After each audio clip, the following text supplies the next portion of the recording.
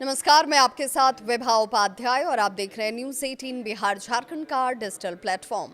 इस्लामाबाद और काबुल के बीच युद्ध विराम का ऐलान हो गया, लेकिन जमीन पर शांति अब भी जैसे दूर की बात लगती है।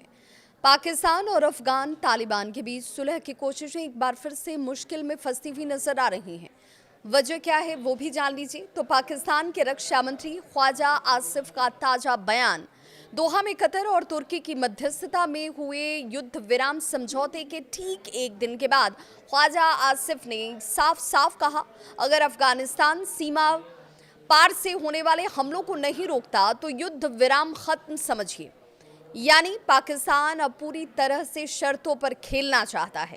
पाकिस्तानी अखबार डॉन से बातचीत में आसिफ ने यह भी कहा और इसका दावा किया कि ये युद्ध विराम पूरी तरह से अफगानिस्तान की कार्रवाई पर ही निर्भर है।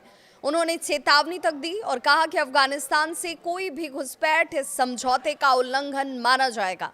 आसिफ के मुताबिक समझौते में ये साफ लिखा गया है कि सीमा पार आतंकवादी गतिविधियां नहीं होंगी। रक्षा मंत्री आसिफ ने आतंकवाद को दोनों ही देशों के लिए सबसे बड़ा खतरा बताया। उन्होंने कहा कि क्षेत्र में स्थिरता तभी संभव है जब आतंकवाद का खात्मा हो, लेकिन साथ ही उन्होंने इस बात पर भी जोर दिया, या यूं कहें कि इस शब्द को जोड़ दिया कि अगर आतंकवाद जारी रहा तो शांति की हर कोशिश नाकाम हो जाएगी। वहीं तालिबान झुकने के मूड में नहीं है। अफगान रक्षा मंत्री मुल्ला याकूब ने अल जजीरा को दिए एक इंटरव्यू में इस बात का दावा किया कि पाकिस्तान अपने विरोधियों पर आतंकवाद का ठप्पा लगाता है। उन्होंने साफ किया कि अफगानिस्तान भारत के इशारे पर काम नहीं करता और दिल्ली के साथ उनके रिश्ते दोस्ताना हैं। अगर अगले हफ्ते इस्तांबुल में दोनों देशों की एक और अहम बैठक होने वाली है, वहां जहां युद्ध विराम की शर्तों को अंतिम रूप दिया जाएगा।